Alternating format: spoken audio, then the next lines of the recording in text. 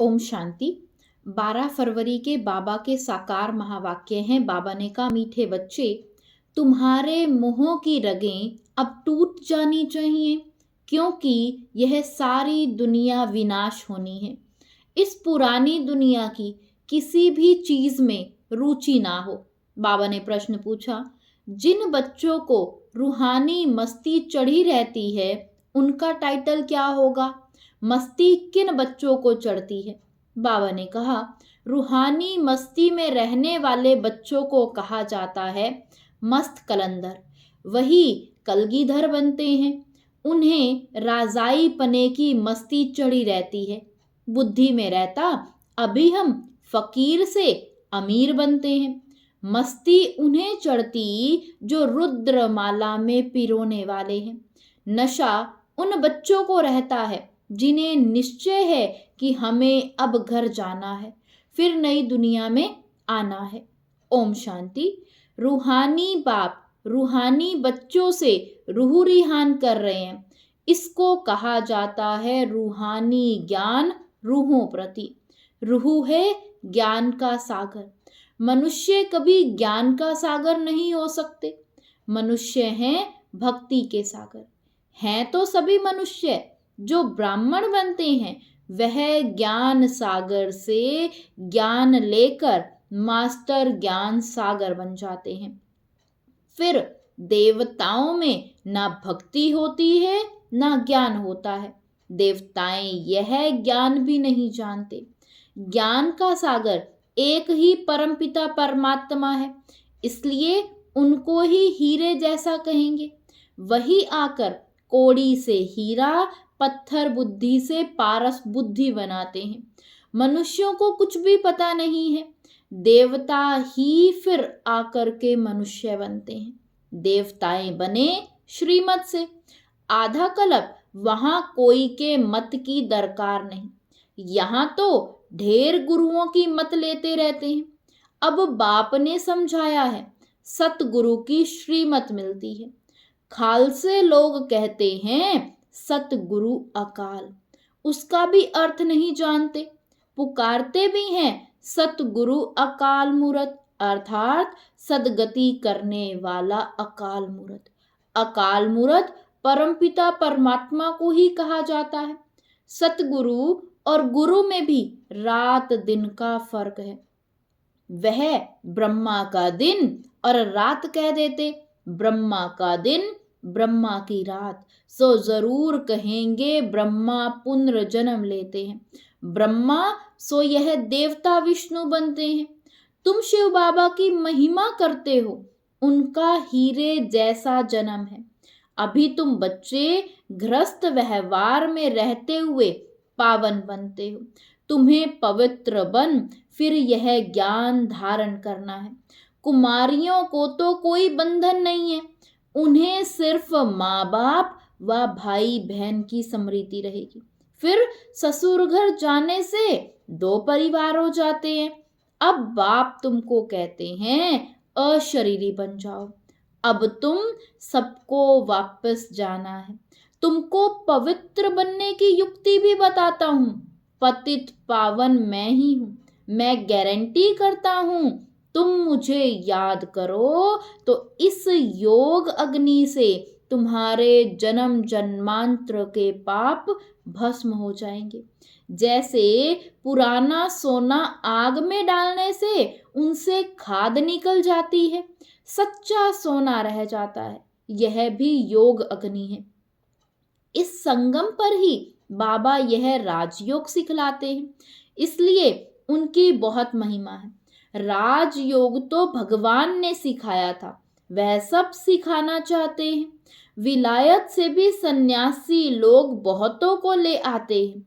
वह समझते हैं इन्होंने सन्यास किया है, अब सन्यासी तो तुम भी हो।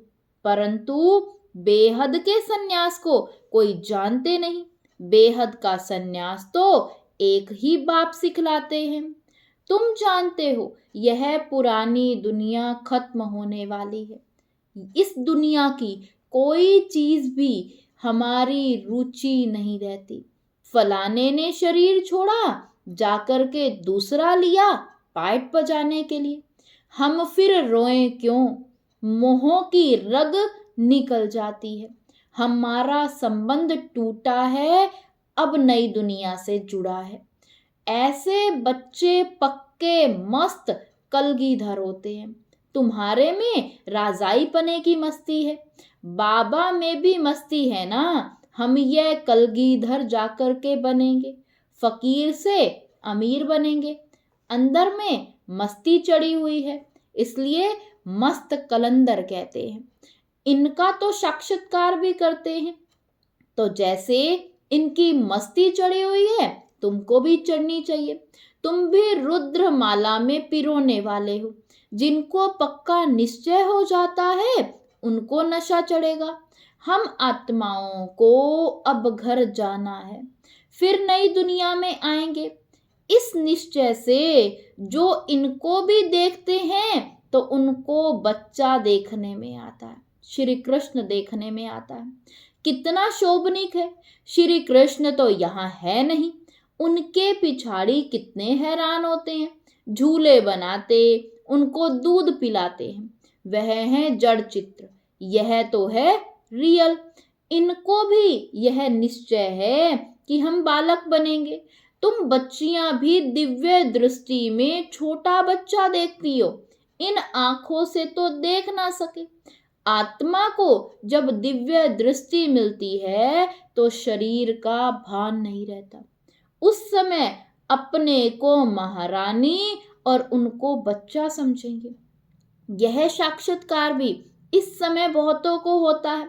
सफेद पोषधारी का भी साक्षात्कार बहुतों को होता है।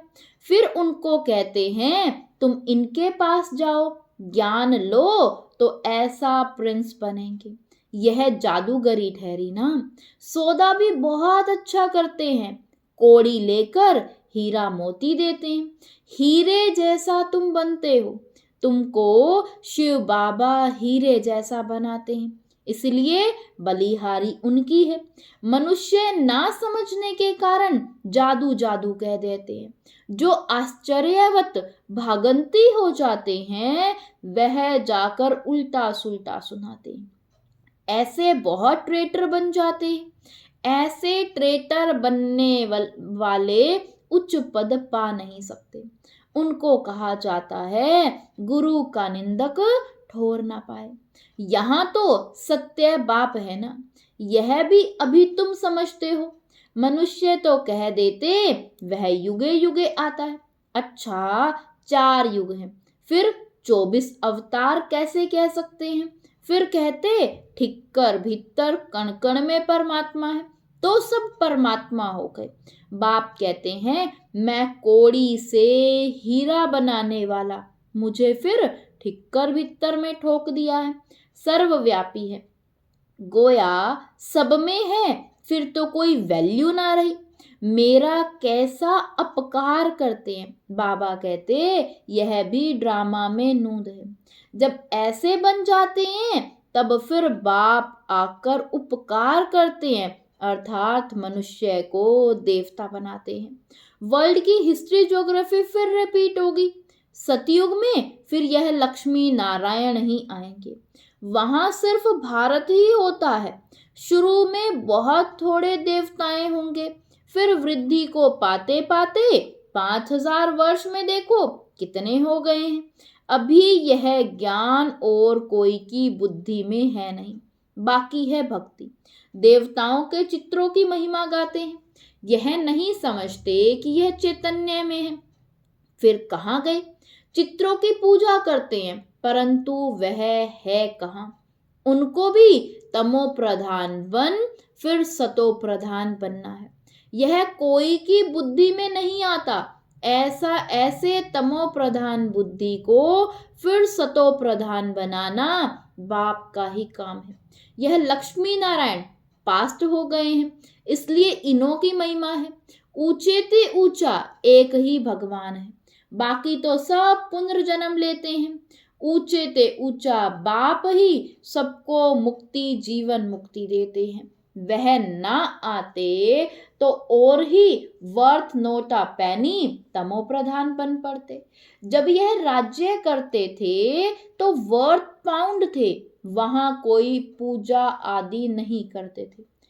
पूज्य देवी देवताएं ही पुजारी बन गए, वाम मार्ग में विकारी बन पड़े।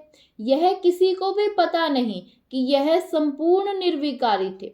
तुम ब्राह्मणों में भी यह बातें नंबरवार समझते हैं। खुद ही पूरा नहीं समझा होगा तो औरों को क्या समझाएगा। नाम है ब्रह्मा कुमार कुमारी, समझा ना सके तो नुकसान कर देते हैं। इसलिए कहना चाहिए हम बड़ी बहन को बुलाते हैं, वह आपको समझाएगी। भारत ही हीरे जैसा था, अब कोड़ी जैसा है। बैगर भारत को सिरताज कौन बनाए। लक्ष्मी नारायण अब कहाँ है, हिसाब बताओ। बता नहीं सकेंगे। वह है भक्ति के सागर, वही नशा चढ़ा हुआ है। तुम हो ज्ञान सागर। वह तो शास्त्रों को भी ज्ञान समझते हैं।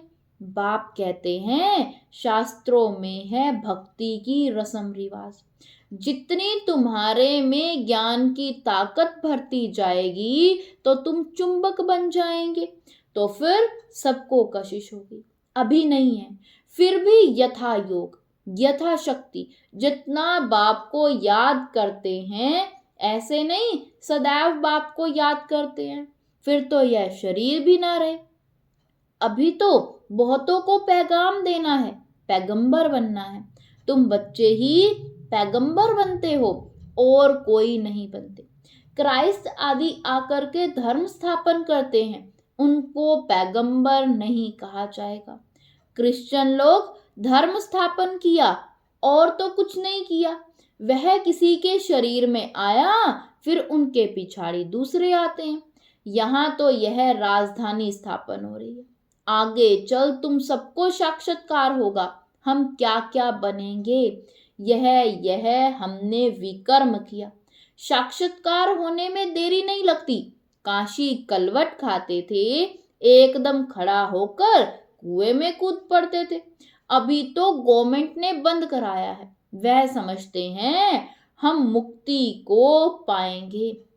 बाप कहते हैं मुक्ति को तो कोई पा नहीं सकता। थोड़े टाइम में जैसे सब जन्मों का दंड मिल जाता है, फिर नए सिरे से हिसाब किताब शुरू होता है। वापिस तो कोई जा नहीं सकते। कहाँ जाकर के रहेंगे। आत्माओं का सिजरा ही बिगड़ जाए। नंबरवार आएंगे फिर जाएंगे। बच्चों को साक्षात्कार होते हैं, तब यह चित्र आदि बनाते हैं। 84 जन्मों के सारे सृष्टि के चक्र के आदि मध्य अंत का ज्ञान तुमको मिला है। फिर तुम्हारे में भी नंबरवार है। कोई बहुत मार्क्स से पास होते हैं तो कोई कम। 100 मार्क्स तो किसी की होती नहीं।